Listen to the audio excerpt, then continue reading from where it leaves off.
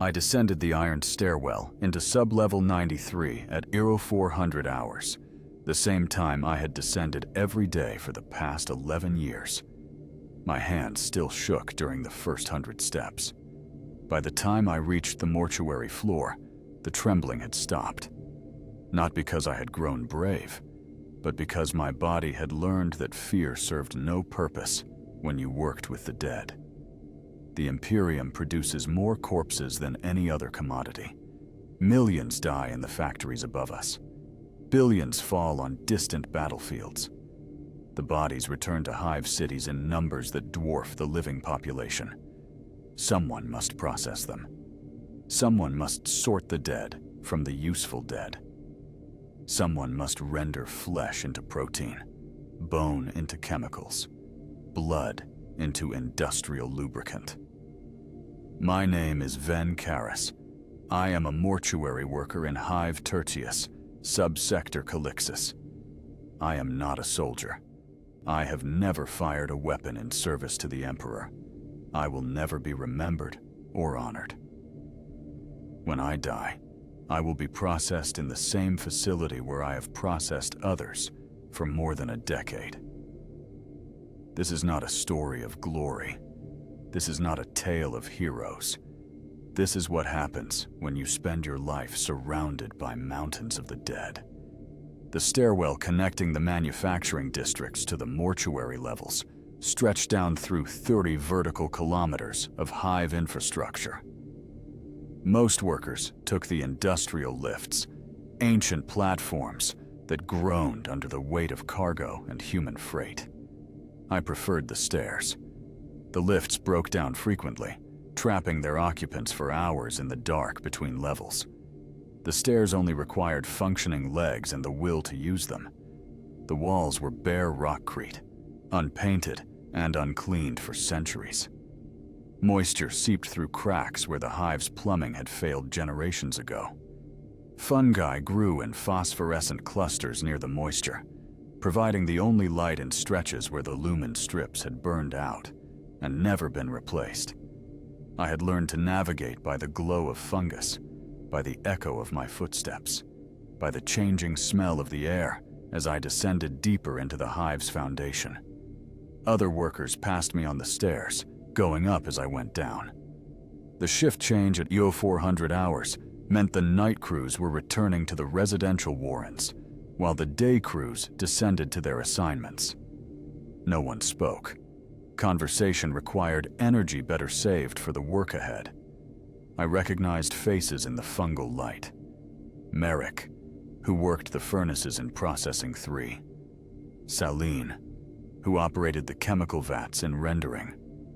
Tomas, whose job I had never learned because he worked in a section I had never visited. We had shared these stairs for years, but I knew nothing about them beyond their presence in this daily migration between the living quarters and the dead. At sub-level 70, the air changed. The smell of human habitation faded, replaced by the smell of industrial chemicals and biological decay. The temperature dropped as I moved beyond the heated zones maintained for residential comfort. By sub-level 80, I could see my breath. By 90, frost formed on the railings. The mortuary levels required cold. Bodies decomposed rapidly in the Hive's natural heat. The refrigeration systems that cooled the lower levels consumed more power than entire residential districts, but the administratum had determined this was an acceptable expenditure. The dead served the Imperium even after death. Allowing them to rot before processing would be inefficient. I reached sub-level 93 at 0427 hours. The time was marked on a chrono plate beside the access door, its numbers glowing faint blue in the darkness. I was 3 minutes late. The discipline servitor stationed beside the door noted my identification code and the time deviation. A mark would appear on my labor record.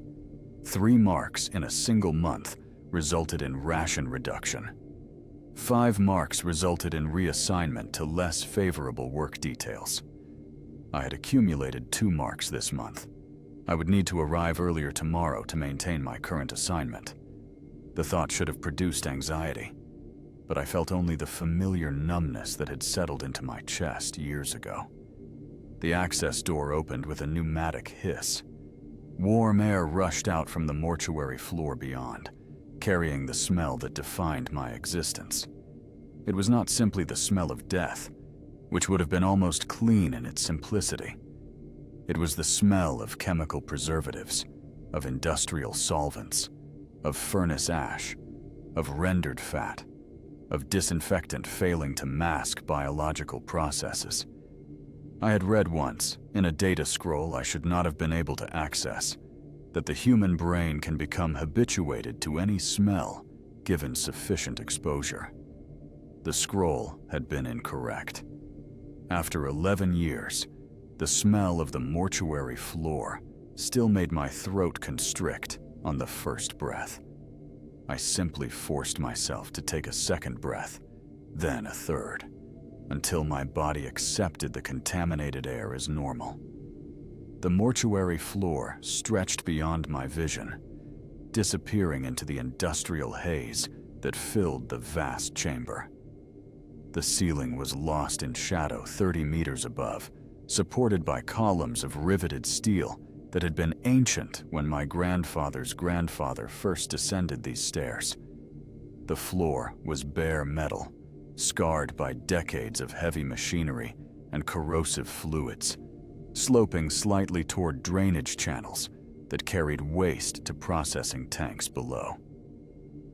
Conveyor systems crisscrossed the space in multiple layers, some at floor level, others suspended overhead on chains and pulleys. The conveyors moved constantly, carrying their cargo from receiving stations to processing zones to final disposition areas. The sound of the conveyors was the heartbeat of the mortuary floor, a mechanical rhythm that never stopped, never paused, never acknowledged the shift changes or rest periods of the workers who maintained it. The bodies arrived on the upper conveyors. They came from the manufactorums above, from the medici stations, from the enforcer precincts, from the residential districts where the weak and old simply stopped functioning. They came in shrouds when the families could afford them, or naked when they could not. They came tagged with identification when their identity mattered, or unmarked when it did not. Most came unmarked. I walked to my station in Processing Bay 7, past other workers already at their positions. We wore the same gray coveralls, the same rubber aprons, the same canvas gloves reinforced at the palms and fingers. Our faces were covered by respirator masks that filtered the air, but could not eliminate the smell. Our heads were covered by cloth caps that kept hair from contaminating the work surfaces. We looked identical. We were meant to look identical. Individual identity was inefficient in the mortuary. We were a labor unit, interchangeable components in the processing mechanism. When one of us failed, another took our place. The work continued regardless of who performed it. My station was a metal table 2 meters long, equipped with a drainage basin, a set of cutting tools, and a sorting bin with multiple compartments. The tools were sharp and clean, maintained by the tool servitors that moved through the facility during the night shift. The table surface showed the marks of countless previous workers, scratches and stains that industrial solvents could not remove. I checked the tool inventory against the required list posted beside my station. 3 knives of varying sizes, 1 saw with replaceable blade, 2 sets of forceps, 1 mallet, all present and functional. If any tool had been missing or damaged, I would have needed to report the deficiency to the shift supervisor, resulting in a delay while replacement equipment was located. Delays accumulated marks on labor records. The conveyor above my station hummed to life as the shift officially began at 0430 hours. The first body descended on a lowering platform, mechanical arms adjusting its position as it approached my table. The body was male, approximately 40 standard years. Cause of death unclear from external examination. No identification tag. No personal effects. No indication of why this particular body had been selected for detailed processing rather than bulk rendering. The platform locked into position. The body lay before me, still and cold, its skin already showing the gray pallor of failed circulation. I began my work. My first task was examination. I noted visible injuries, signs of disease, obvious causes of death. This information would be recorded on a data slate and used to determine processing protocols. Bodies that showed signs of communicable disease would be diverted to chemical dissolution. Bodies that had died from violence would be examined for salvageable organs. Bodies appeared to have died from natural causes would proceed through standard rendering. The man on my table showed no visible injuries. His hands were calloused from manual labor, his skin bearing the gray tinge common to hive workers who rarely saw natural light. His teeth were mostly intact, suggesting he had maintained basic hygiene despite the conditions most workers endured. His rib cage protruded slightly, indicating chronic malnutrition, but not acute starvation. I pressed my gloved fingers against his abdomen, checking for swelling or unusual rigidity. The flesh was cold, but yielded to pressure, suggesting no significant fluid accumulation. I opened his eyelids and examined the sclera. No yellowing that would indicate liver failure. No hemorrhaging that would suggest head trauma. He had simply stopped. His body had reached its limit and ceased functioning. This was the most common cause of death among hive workers. Not disease, not violence, not accident. Simply exhaustion. I marked the data slate with my findings and pushed the button that would advance the body to the next station. The platform rose, carrying him away to someone who would extract whatever remained of value before the remnants went to the rendering vats. The next body descended before I had finished cleaning my table. A woman this time, younger, with clear evidence of industrial accident. Her left arm had been crushed, the bones shattered and protruding through torn flesh. The injury had likely occurred in one of the manufactorums above, where safety protocols were secondary to production quotas. She would have been taken to a medici station. They would have attempted to stabilize her, perhaps administered basic treatment. But medical resources in a hive city were limited to those who could afford them, or whose labor was valuable enough to warrant expenditure. This woman had evidently failed both criteria. I examined the arm, noting the extent of the damage from my report. The crushing had been recent, within the past 12 hours, based on the state of the tissue. Death had probably resulted from shock and blood loss rather than the injury itself. With proper medical intervention, she might have survived. She might have returned to work with a crude prosthetic. Instead, she had descended to my table. I made my notes and advanced her to the next station. The conveyor never stopped. The bodies never stopped arriving. Throughout the morning shift, I processed 37 bodies.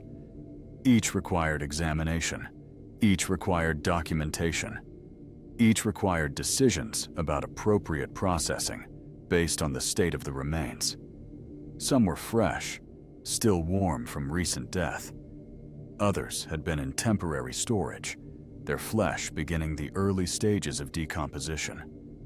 A few had been recovered from areas of the hive where they had lain undiscovered for extended periods. Those were the difficult ones. The smell intensified during advanced decomposition, overwhelming even the respirator filters. The flesh became difficult to handle, tearing easily under the slightest pressure. The documentation became more challenging as identifying features degraded, but they still required processing, The Imperium wasted nothing. By the midday break at 1200 hours, my hands ached from the repetitive motions of examination and notation. My shoulders burned from standing hunched over the table. My eyes stung from the chemical haze that filled the facility, despite the ventilation systems. I walked to the break area, a small chamber separated from the main floor by a plastic curtain. The room contained benches, a water dispenser, and a waste receptacle. Nothing else.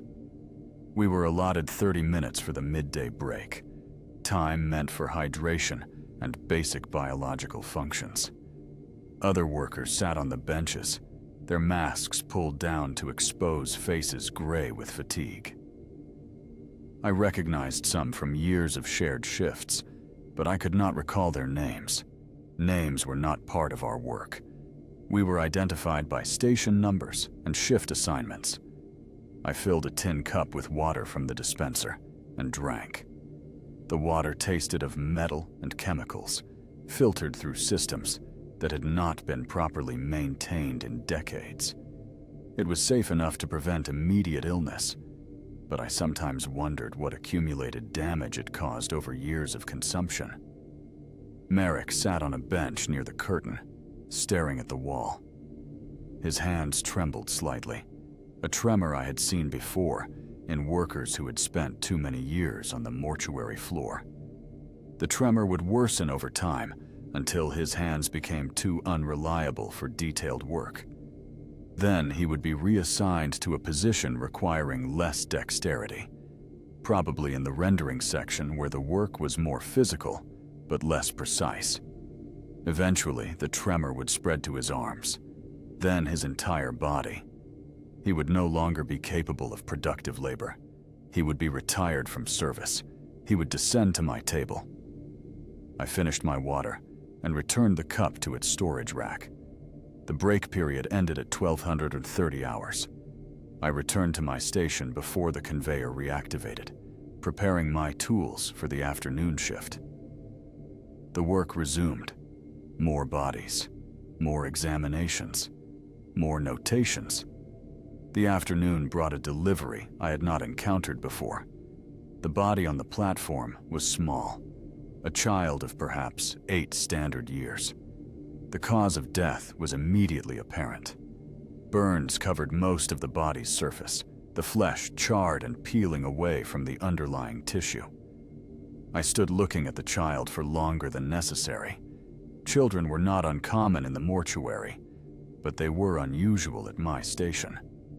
Most child deaths were processed through bulk rendering without individual examination.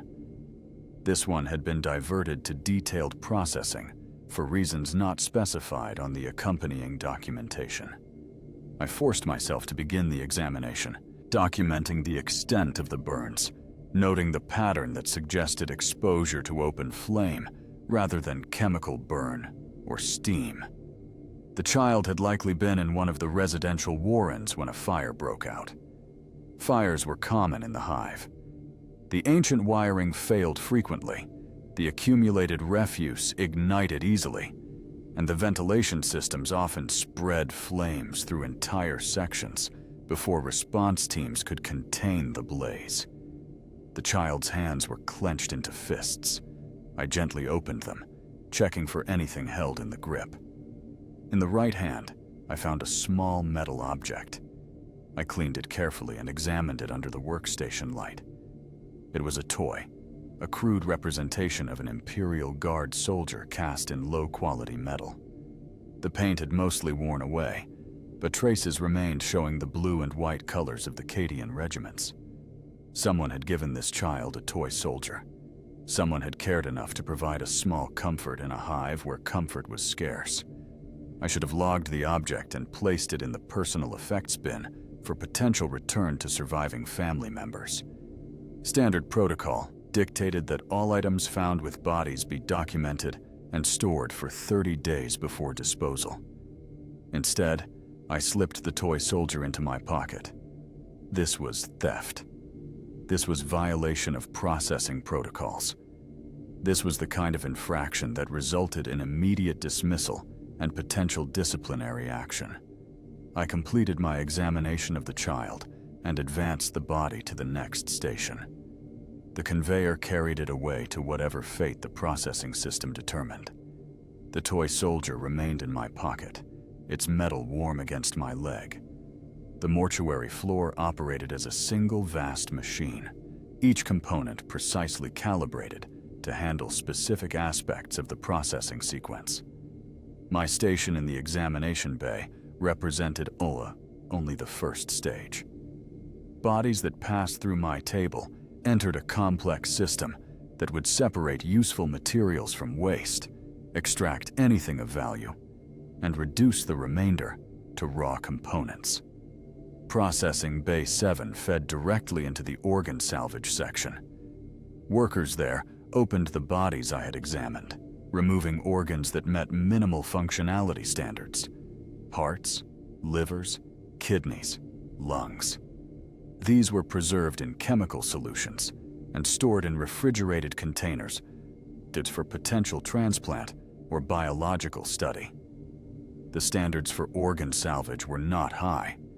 Damaged organs were still harvested if they retained any functional tissue. A liver showing signs of cirrhosis might be unusable for transplant, but could be rendered for chemical compounds. A heart weakened by disease could still be studied for biological research. Nothing was discarded if it held any potential value. The bodies that yielded no salvageable organs continued along the conveyor to the tissue separation section. There, workers stripped flesh from bone, using tools that resembled those in a meat processing facility. The muscle tissue was sorted by quality and type. Prime tissue, rare from Hive workers, whose lives had left them lean and wasted, went to medical applications. Standard tissue went to the rendering vats. The bones were processed separately. They were cleaned of remaining tissue, sorted by size and type, then ground into powder. Bone meal served multiple purposes in the Hive economy. It was used as fertilizer in the fungal farms that produced much of the population's food. It was mixed into concrete as an aggregate. It was processed into calcium supplements for pregnant workers. The industrial grinders that pulverized bones were located 2 levels below the main mortuary floor. The sound of their operation could be felt through the floor as a constant low vibration. On quiet days, when other machinery was shut down for maintenance, you could hear the grinding distinctly, a rhythmic crushing that never stopped. I had been assigned to the bone processing section during my first year in the mortuary. The work was physically demanding, requiring workers to feed bones into the grinders in a steady stream while avoiding the crushing mechanisms. The bone dust filled the air despite ventilation systems, coating every surface and working into your lungs with each breath. 3 workers had died during my time in bone processing. One had his arm caught in a grinder feed mechanism. The safety shutoff had failed, and the grinder had pulled him in before anyone could activate the emergency stop. Another had slipped on the dust-covered floor and fallen into an open grinding chamber. The third had simply collapsed during his shift, his lungs finally failing after years of breathing bone dust. All 3 had been processed through the same facility where they had worked. Their bones had likely passed through the same grinders they had operated. After tissue and bone removal, what remained of each body was minimal. Skin, cartilage, tendons, small fragments of tissue too contaminated or damaged for other use. These remnants went to the rendering vats, massive tanks filled with chemical solutions that broke down biological material into base components. The rendering section occupied the lowest level of the mortuary complex. The tanks were 20 meters across and 10 meters deep, heated to temperatures that accelerated the chemical breakdown process.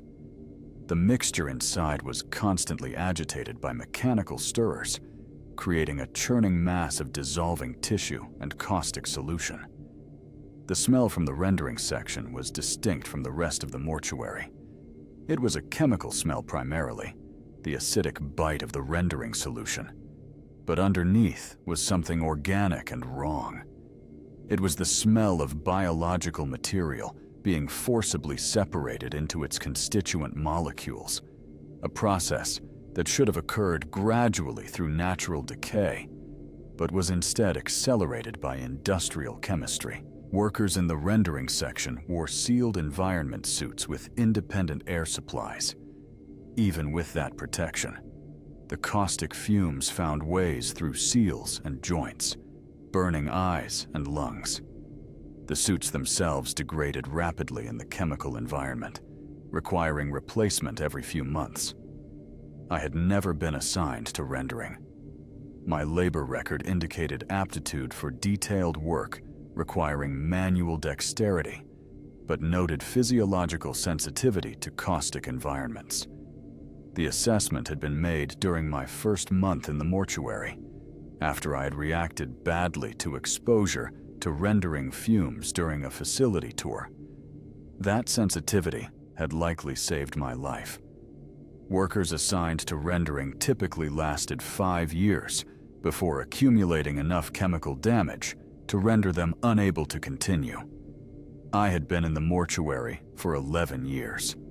Had I been assigned to rendering, I would already be dead. The end product of the rendering process was a thick liquid containing dissolved proteins, fats, and other biological compounds. This liquid was pumped through filtration systems that separated the components by molecular weight and chemical composition. The protein fraction went to corpse-starch production.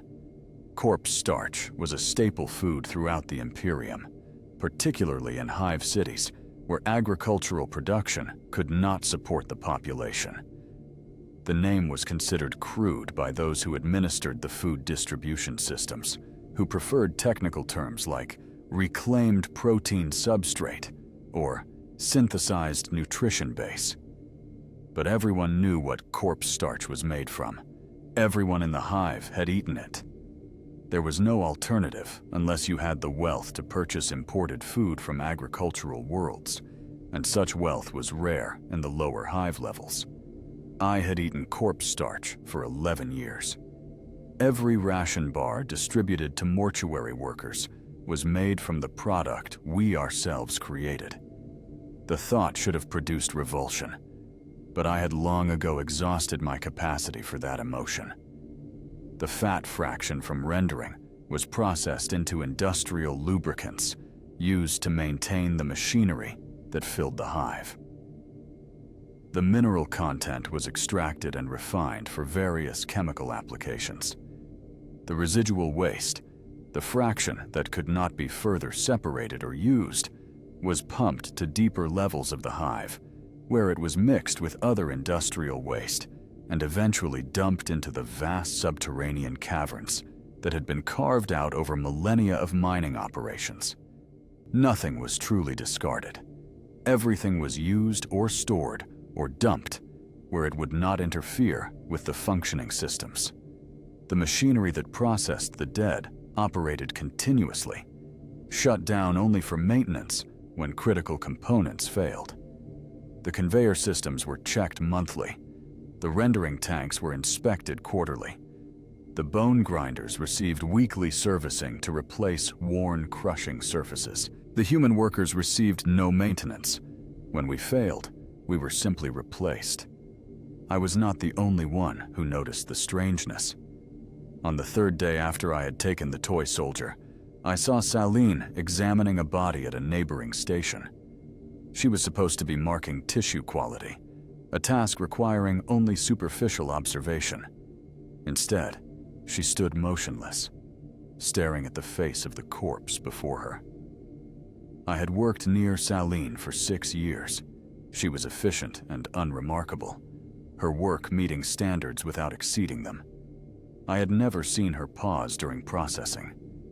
After nearly 2 minutes of motionless observation, she made her markings and advanced the body to the next station. But I had seen her hand move to her pocket first, as if checking for something she had placed there. Later that same shift, I observed Tomas in the tissue separation section. He was methodically cutting away muscle tissue from a corpse, his movements practiced and precise. But as he worked, I saw him pause to close the corpse's eyes. This was not part of the processing protocol. The eyes were irrelevant to tissue harvest and would be dissolved in rendering regardless of their state. Closing the eyes served no functional purpose. It was a gesture of respect, the kind of action that had no place in the efficiency-focused environment of the mortuary. I said nothing about these observations. Speaking to other workers outside of necessary job communication was discouraged. Reporting unusual behavior to supervisors was encouraged, but created complications. If the behavior was deemed harmless, the reporter would be marked for wasting supervisor time. If the behavior was deemed serious, both the perpetrator and the reporter would come under increased scrutiny. Better to notice nothing. Better to focus on your own station. But I kept noticing. Merrick began leaving small marks on the bodies that passed through his station. Not marks that interfered with processing, but tiny scratches on the soles of feet or the backs of hands. Marks that identified individuals in a system designed to erase individuality. A worker whose name I did not know began singing quietly while she processed corpses. The songs were old, pre-imperial in origin, the kind of music that had been passed down through generations of workers who had never seen the worlds where the songs were first sung. Singing was not prohibited, but it was unusual enough to draw attention. Another worker, stationed in the bone processing section, had begun arranging skulls in patterns before feeding them to the grinders. The patterns had no obvious meaning, just aesthetic arrangements that held beauty for a few moments before destruction. These were small rebellions. They did not slow the work. They did not interfere with processing efficiency. They would likely never be noticed by the supervisors who reviewed production statistics and quality metrics, but they represented something that should not have existed in the mortuary. They represented care. They represented recognition that the bodies we processed had been people. They represented the dangerous idea that death might mean something beyond the economic value of rendered materials. I wanted to speak with these other workers, to understand what had prompted these small acts of defiance against the system's indifference. But I did not know how to begin such a conversation. We had worked together for years without speaking beyond necessary job communication. What words would I use? How would I explain the toy soldier in my pocket, the small theft that had begun my own quiet rebellion? Instead, I continued my work. I examined bodies, documented my findings, advanced corpses through the processing system. But I began to notice other details, the lives the bodies suggested, the stories written in scars and calluses, and the specific patterns of wear on their clothing.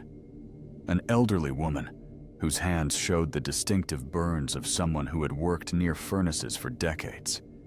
A young man, whose lungs were blackened from inhaling toxic fumes in the chemical processing plants.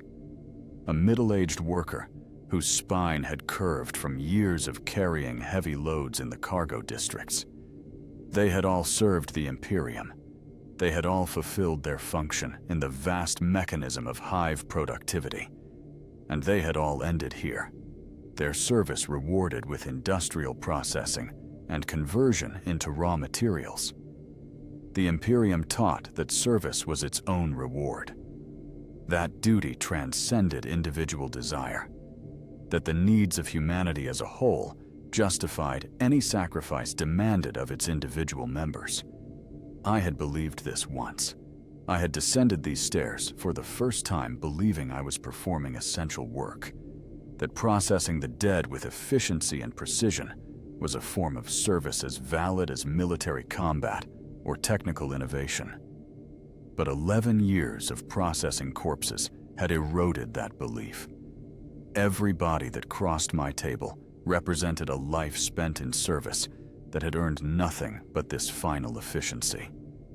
The Imperium extracted every possible resource from its citizens while living, then extracted whatever remained after death. There was no dignity in this. There was no honor. There was only the grinding machinery of necessity, processing human lives as thoroughly as we processed human corpses. The machinery failed during the night shift on the 73rd day of the quarter. I was not present when it happened. I learned of the failure when I descended the stairs the following morning and found the access door to sublevel 93 sealed, with a red light indicating hazardous conditions beyond. A crowd of workers had gathered at the door, confused and uncertain. The shift was supposed to begin in 7 minutes, but we could not access our stations. No announcement had been made. No instructions given. We waited. The chronoplate counted down to 0430 hours, then passed it. We were now late for shift start. Marks would be accumulating on every labor record in this crowd. But we could not enter through a sealed hazard door, and we could not return to residential districts without authorization. At 0447 hours, a supervisor appeared, ascending from the lower levels through an auxiliary access shaft.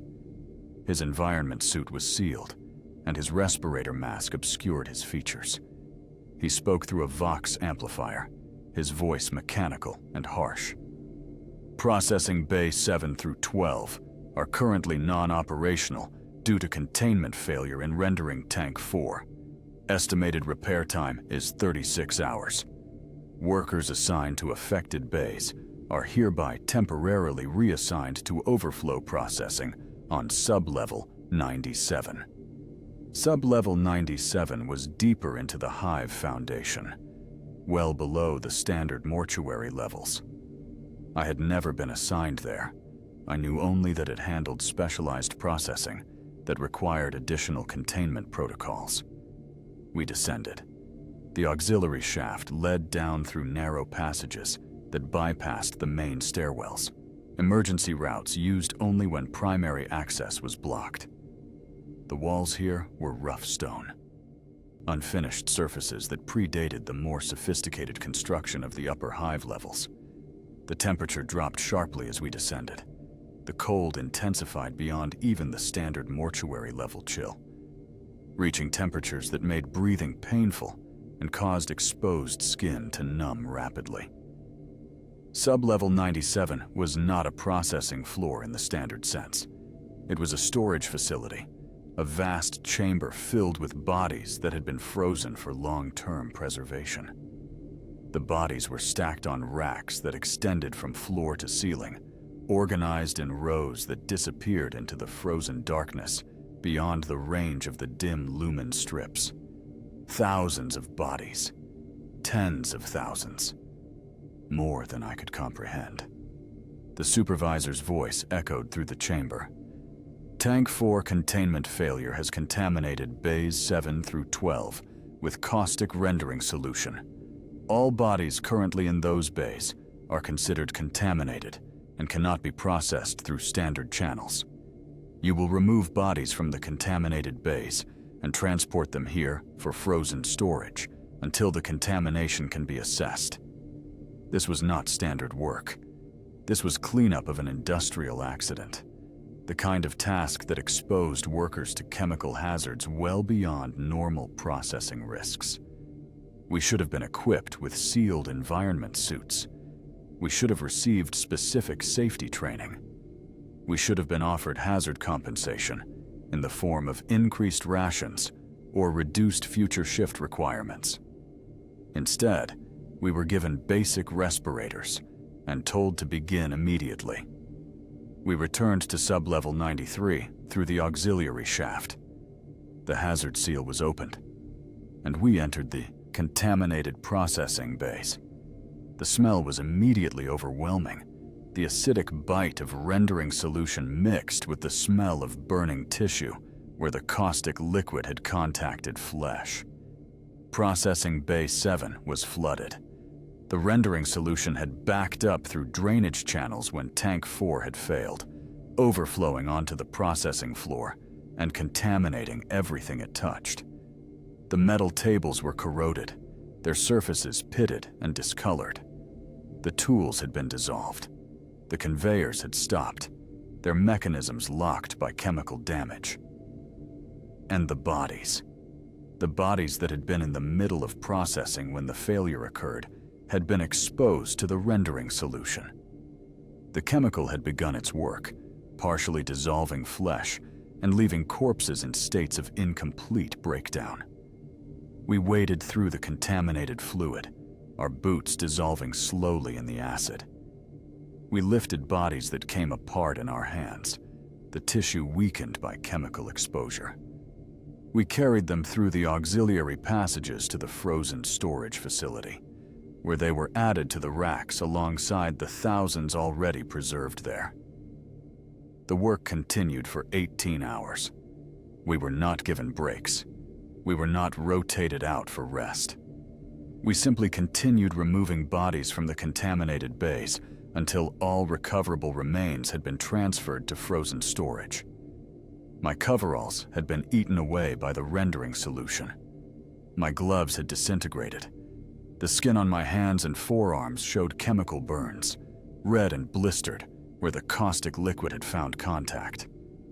When the work was finally complete, we were directed to decontamination showers, where high-pressure water mixed with neutralizing chemicals stripped away the rendering solution. The shower process was itself painful, the chemicals burning in the wounds on my hands and arms. I emerged from decontamination at 0314 hours, 17 hours after my shift should have ended. My hands shook uncontrollably. My arms ached. My lungs burned from breathing air contaminated with caustic fumes despite the respirator. A medici servitor scanned me for serious chemical damage. Its mechanical voice declared me fit to return to residential quarters. I was issued a new set of coveralls and directed toward the exit. I ascended the stairs, my legs barely capable of lifting me from one step to the next. Other workers climbed beside me, all of us moving with the slow determination of bodies pushed beyond their limits. At sub-level 40, one of the workers collapsed. He lay on the stairs, breathing but unmoving. I recognized him as one of the workers from Processing Bay 9, though I did not know his name. No one stopped. We stepped over him and continued climbing. There was nothing we could do. If he recovered, he would resume the climb. If he did not, he would be found by the next shift and processed through the same facility where he had worked. I reached the residential warrens at 0423 hours. My normal shift would begin in 7 minutes. I should have descended the stairs immediately, reporting to whatever temporary assignment had been arranged for workers displaced by the Bay 7 contamination. Instead, I entered my residential unit, a chamber 3 meters square containing a sleeping pallet, a waste reclamation unit, and a small storage locker. I lay on the pallet and closed my eyes. Sleep came immediately, pulling me down into darkness where the smell of rendering solution could not follow. I woke to pounding on my door. The sound dragged me out of unconsciousness, pulling me back to awareness of my burned hands and aching muscles. I opened my eyes to see the chrono display on the wall indicating 1734 hours. I had slept for 13 hours. I had missed my entire shift. The pounding continued. I forced myself to stand and opened the door to find a disciplined servitor, its mechanical face expressionless and implacable. Worker Ven Karis, labor code 917V23. You failed to report for assigned shift. Immediate report to sub-level 93 for disciplinary review. There was no point in explanation. The servitor had no capacity to recognize mitigating circumstances. I had been assigned a shift and had not appeared. This was failure to perform assigned labor, a serious violation of Hive work codes. I followed the servitor down through the residential warrens to the stairwell. My legs barely functioned, but the servitor did not adjust its pace. I struggled to keep up as we descended through the familiar levels. We did not stop at sub-level 93. The servitor continued downward, leading me to sub-level 97, the frozen storage facility where we had deposited the contaminated bodies. The supervisor who had directed our cleanup work stood waiting beside one of the body racks. He still wore his sealed environment suit, making identification impossible. "Worker Van Karis," he said through the Vox amplifier. "During inspection of bodies transferred to frozen storage, an irregularity was detected. A personal effect was found on your person that does not appear on the processing manifest from your assigned station." He held up the toy soldier. The small metal figure looked even more crude under the harsh lumen lights of the frozen storage facility. "This item was recovered from a processed body 73 days ago. You logged it on the processing manifest, but failed to transfer it to personal effect storage. Instead, you took possession of it. This constitutes theft of Imperial property." My throat was too dry to speak. I simply stood, swaying slightly from exhaustion and chemical burns, waiting for the judgment. Theft of Imperial property is punishable by immediate termination of labor contract and criminal charges. However, the circumstances of the recovery suggest extenuating factors. The body from which this item was recovered was a minor child. You may have experienced psychological distress during processing. He paused, and I realized he was waiting for some kind of response. I forced words through my damaged throat. "I should not have taken it." "Correct. The item will be returned to appropriate channels for disposal. You will receive a formal reprimand on your labor record and a ration reduction of 30% for the next 90 days. If you commit any further violations, you will be immediately terminated from service." He handed the toy soldier to the disciplined servitor, which placed it in an evidence container. I watched the small metal figure disappear into the container, wondering if it would be melted down for scrap or simply thrown into one of the waste disposal units. "You are dismissed. Report to sub-level 93 at 0430 hours tomorrow for shift assignment." I turned to leave, but the supervisor's voice stopped me. "Worker Karis, the psychological distress you experienced is noted. If you feel unable to continue processing assignments involving minor subjects, you may request reassignment to sections handling only adult remains." This was unexpected. The Imperium did not generally accommodate the psychological preferences of workers. Production efficiency was the only consideration in work assignments. I looked at the supervisor, trying to see some expression through the sealed environment suit. There was nothing, just the blank mask of the respirator and the dark lenses of the protective eyewear. "I can continue my assigned work," I said. "Very well. Dismissed." I ascended the stairs back to the residential warrens. My body moved automatically, too exhausted to process what had just occurred. I had been caught stealing Imperial property, but had received only a reprimand and ration reduction. The supervisor had even suggested I might be experiencing psychological distress, as if my emotional state was relevant to work performance. Something was wrong. The Imperium did not show mercy. It did not make allowances for human weakness. It extracted maximum productivity from its workers and discarded them when they failed to meet standards. Unless the supervisor himself was experiencing the same strange development I had noticed in other workers. The small rebellions, the quiet acknowledgments of individual humanity in a system designed to eliminate such considerations. I reached my residential unit and sealed the door. I lay on my pallet, staring at the ceiling. My hands throbbed. My lungs burned. My throat was raw from breathing contaminated air.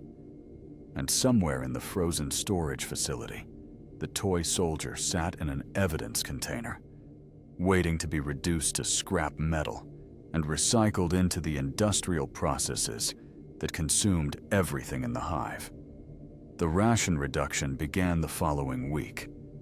My daily nutrition allocation was decreased by 30%, reducing my intake to barely subsistence level. The corpse-starch bars I received were smaller, their texture more granular, suggesting they had been manufactured from lower quality protein sources. Hunger became a constant presence, not the acute starvation that killed quickly, but the chronic malnutrition that slowly degraded physical capacity. My muscles weakened. My hands trembled more frequently. My concentration during work shifts became unreliable. I made errors. Small ones at first. Incorrect documentation. Bodies advanced to wrong processing stages. But the errors accumulated. Marks appeared on my labor record with increasing frequency. My performance rating declined. I should have been terrified. Declining performance led to reassignment to less favorable positions. Further decline led to designation as unfit for productive labor. The end point was obvious. I would eventually descend to my own processing table. But I felt no fear. I felt only a curious detachment, as if I were observing my own decline from outside my body.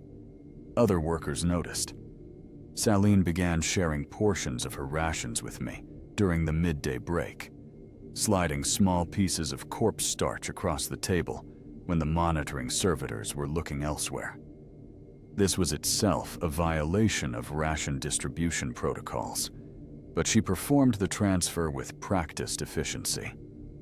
"You need to eat," she said quietly. The first words she had spoken to me in 6 years of working adjacent shifts. I ate the offered food, too hungry to refuse despite knowing the risk she was taking. "Why?" I asked. She looked at me for a long moment, her gray eyes tired and empty in her gaunt face. "Because we're all that's left," she said. "The only ones who remember they were human." That night, I could not sleep. Saline's words echoed in my mind, combining with the observations I had accumulated over months. The small rebellions, the quiet acts of recognition, the growing sense that something was changing among the mortuary workers. I rose from my pallet and left my residential unit, descending the stairs to the mortuary level outside of shift hours. This was not prohibited exactly, but it was unusual enough to draw attention if observed. The mortuary floor was not empty during the night shift. A skeleton crew maintained the essential processing functions, keeping the conveyors running and the rendering tanks operating. But the floor was less crowded, the sound of machinery more prominent without the background noise of dozens of workers. I walked through Processing Bay 7, past my own station, continuing toward the rendering section. I had no specific destination. I simply needed to move, to occupy my body with activity, while my mind processed Saline's statement. I descended to the rendering level, where the massive tanks churned their caustic contents in endless agitation. The night shift workers here wore their sealed environment suits, barely visible through the chemical haze that filled the lower chambers. One of them noticed my presence and approached, pulling back his hood to reveal Merrick's trembling face. "You shouldn't be here without protection," he said. "The fumes will damage your lungs." "I know." He studied me, his tremor momentarily still as he focused his attention. "You saw the frozen storage," he said. It was not a question. "Yes. The bodies there are old. Some have been frozen for decades.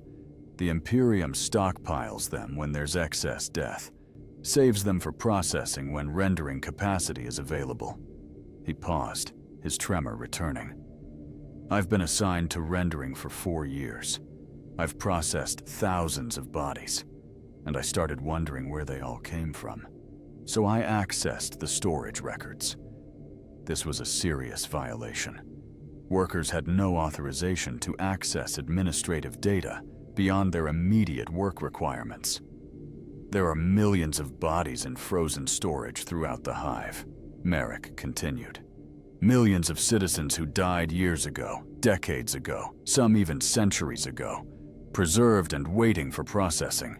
The Imperium never falls behind. It just delays, saves the dead for when they're needed. Needed for what? Food production. When living populations decline, when agricultural shipments are interrupted, when supply chains break down. The Imperium activates additional processing capacity, increases corpse-starch production, feeds the living on the dead until the supply situation stabilizes. I understood what he was telling me. The Imperium maintained vast reserves of frozen corpses as a strategic food resource. When the living could not be adequately fed, through standard agricultural means, the dead were rendered in greater quantities to make up the deficit. We were not simply processing the recently deceased. We were managing a stockpile of emergency nutrition. The last major activation was 17 years ago, Merrick said. During the plague of unbelief that swept through this sector, agricultural production collapsed. Supply ships couldn't reach most Hive worlds. The Imperium activated emergency processing across hundreds of facilities. Billions of stored bodies were rendered in a 6-month period. How do you know this? The records are all there if you know where to look. Processing quotas, rendering statistics, corpse-starch production figures. The administratum tracks everything. His tremor intensified, his hands shaking badly. I shouldn't have looked. I should have just done my work and not asked questions. But I couldn't stop wondering who all these bodies were, where they came from, whether anyone remembered them. He pulled his hood back up, sealing his environment suit. Don't come down here again without protection. The fumes will kill you slowly. I know. I can feel them killing me. He returned to his station, leaving me standing in the chemical haze of the rendering level. I ascended back to the main mortuary floor, my mind struggling to process what Merrick had revealed. The Imperium stockpiled the dead. It maintained frozen storage facilities throughout every Hive, preserving corpses for eventual processing when they were needed. The bodies I processed every day were not just the recently deceased. Some had been dead for longer than I had been alive. Frozen and waiting in the darkness below the Hive until their turn came to be rendered into food for the living. Once Merrick had opened that door, I could not close it. The knowledge he had shared infected my perception of the work. Every body that descended to my station now carried a question. How long had this person been dead? Had they been frozen for years? Decades? Or had they died recently, their bodies still warm with the last traces of living circulation? I had no way to determine the answer. The processing manifest did not include time of death, only basic identification data and cause of death when determinable. The bodies themselves showed no obvious signs of having been frozen, unless the preservation period had been particularly long. But the question persisted, nagging at me as I performed my examinations and documentation. I began making my own observations, noting details that were not part of the standard processing protocol. The clothing on bodies, when present, sometimes showed styles that were decades out of date. The dental work, when visible, occasionally showed techniques that had not been used in recent years. Some bodies had old scars that suggested medical procedures performed before current medics practices had been established. These were not recent deaths. These were stored corpses, pulled from the frozen reserves when processing capacity became available. I mentioned my observations to Saline during a break period. She listened without speaking, then nodded. I noticed the same thing. Been tracking it for 3 months now. About 40% of the bodies coming through processing bays 7 through 12 show signs of long-term storage. That's up from 10% at the beginning of the year. What does it mean? It means they're increasing rendering capacity, processing more stored bodies alongside the recent deaths. Either they're preparing for increased corpse-starch production, or they're trying to reduce the storage backlog. Why would they reduce the backlog? I thought the stored bodies were strategic reserves. Saline was quiet for a moment, her face unreadable. Maybe the reserves are getting too large. Maybe storage capacity is running out. Or maybe they're anticipating something that will require higher production rates. The implications were clear, but unspoken. The Imperium did not increase corpse-starch production without reason. Higher production meant either increased demand from the population or preparation for supply disruptions that would require expanded reliance on rendered protein, war, plague, famine. Plague, disaster. Something was coming that would require the Imperium to feed its citizens on the dead in quantities even greater than normal. Over the following weeks, I watched the processing rates carefully. Saline had been correct. The proportion of obviously stored bodies increased steadily, reaching nearly 60% by the end of the month. The conveyors ran constantly, never stopping even for maintenance. Additional shifts were added to the schedule, extending work hours and reducing rest periods. The supervisors said nothing about the increased pace. We simply processed more bodies, our hands moving faster, our documentation growing more cursory. Quality control measures were relaxed to maintain throughput. Bodies that would normally have been diverted for organ salvage were sent directly to tissue separation. The rendering tanks operated at maximum capacity. Their caustic contents churned continuously to handle the increased flow of biological material. I asked Tomas, who worked in tissue separation, if he had noticed the change. He confirmed what I had observed. They're cutting corners everywhere. Tissue that should be sorted carefully is being bulk processed. Quality grades are being ignored. Everything's being pushed through the system as fast as possible. Do you know why? He shook his head, but his expression suggested he had his own theories. I heard one of the supervisors mention supply chain disruptions in the agricultural sectors. Something about warp storms interfering with shipments from the agri-worlds. But that could be routine. Warp storms are always disrupting something. Unless the disruptions were not routine. Unless the warp storms were severe enough to threaten the food supply for an extended period. Unless the Imperium was preparing for months or years of reduced agricultural imports. I had lived in the Hive for 37 years. I had survived 2 previous supply disruptions, periods when food rations were reduced to minimal levels, while the Imperium worked to restore normal shipping routes. Both times, the disruptions had lasted less than 6 months. Both times, the corpse-starch production had increased to compensate for reduced agricultural supplies. But this felt different. The scale of the production increase, the sustained high processing rates, the relaxation of quality controls. This suggested preparation for something more severe than a temporary disruption. At night, in my residential unit, I lay on my pallet and thought about the millions of bodies frozen in the storage facilities below the Hive. Strategic reserves, emergency nutrition, the dead waiting to feed the living when other sources failed. And I thought about the inevitable endpoint. When the stored bodies were processed, when the frozen reserves were depleted, what would the Imperium do then? Would it wait for recent deaths to accumulate naturally? Or would it find ways to accelerate the supply? The ration reduction began the following week. My daily nutrition allocation was decreased by 30%. Hunger became a constant presence, not the acute starvation that killed quickly, but the chronic malnutrition that slowly degraded physical capacity. I made errors, small ones at first, but the errors accumulated. Marks appeared on my labor record with increasing frequency.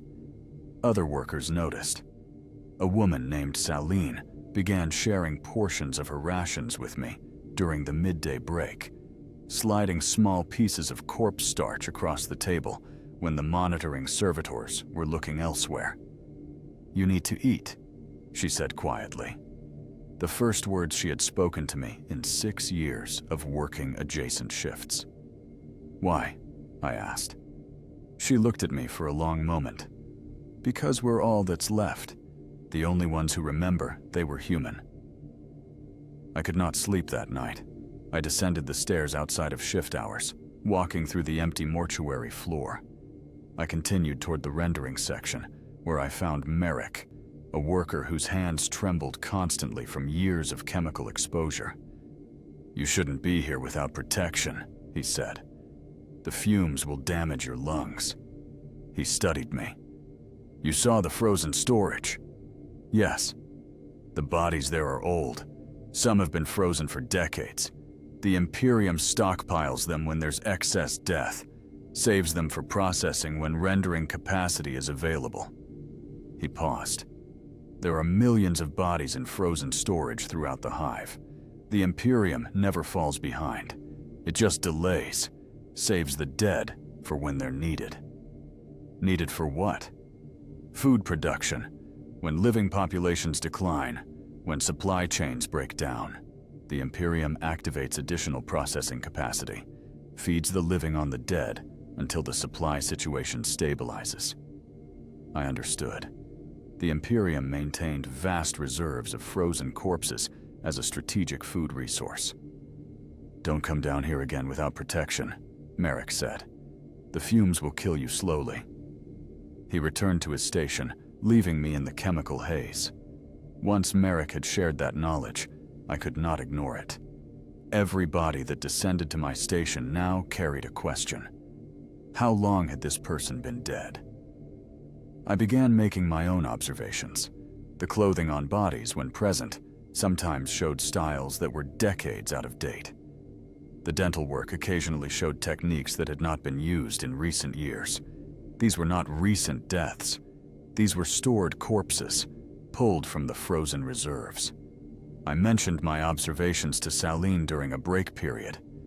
"I noticed the same thing," she said. "About 40% of the bodies coming through show signs of long-term storage. That's up from 10% at the beginning of the year." "What does it mean?" "It means they're increasing rendering capacity. Either they're preparing for increased corpse-starch production, or they're reducing the storage backlog." Over the following weeks, I watched the processing rates carefully. The proportion of stored bodies increased steadily, reaching nearly 60%. The conveyors ran constantly. Additional shifts were added, extending work hours and reducing rest periods. The supervisors said nothing about the increased pace. We simply processed more bodies. Quality control measures were relaxed to maintain throughput. 3 months later, Merrick collapsed during his shift in the rendering section. He was carried to the medici station, evaluated, and declared unfit for continued service. He descended to my table 2 days later. I recognized him immediately. His face was gray and sunken, his body wasted from years of chemical exposure, but his hands still showed the distinctive tremor. I should have processed him according to standard protocol. Instead, I stood looking at his corpse, remembering our conversation in the rendering section. He had looked for answers. He had tried to understand the system we were part of, and it had killed him. I completed my examination. I advanced his body to the next station, where workers who had not known his name would strip his flesh and grind his bones. The Imperium wasted nothing. On the 300th day of the quarter, I descended the stairs for the last time. My body had reached its limit. My lungs were failing under the accumulated damage of years, breathing contaminated air. Each breath came with difficulty. I should have reported to the medici station, but I knew what that evaluation would determine. I was no longer capable of productive labor. Better to complete one final shift. I reached sub-level 93 at 0427 hours. 3 minutes late, as I had been that first morning 11 years ago. The disciplined servitor noted my arrival. I walked to processing bay 7. The conveyor hummed to life at 0430 hours. The first body descended to my table. I began my examination, documenting injuries and probable cause of death. Another body descended. I examined it and advanced it. Another, and another, and another. At some point during the morning, my vision began darkening at the edges. My legs gave out. I collapsed against the metal table, my body finally surrendering to accumulated damage. The last thing I saw was the conveyor continuing to move, carrying bodies past my vacant station to other workers who would perform the examinations I could no longer complete. My body would be collected. It would be placed on the conveyor. It would descend to a processing table where another worker would examine my remains. I would be processed. I would be rendered. I would become protein and bone meal. I would become corpse-starch, eaten by workers who would never know my name. This was not the glorious death of a hero. This was simply the inevitable endpoint of service in the mortuary. The Imperium required our labor. It extracted every possible resource from our living bodies. And when we died, it extracted what remained. We were not remembered. We were not honored. We simply served until we failed, then became what we had processed. And the machinery continued, grinding through countless lives, indifferent to the cost paid by those who operated it. In the grim darkness of the far future, there are no heroes in the corpse factories. There are only workers, anonymous and forgotten, who process the dead until they become the dead themselves. And the Imperium endures.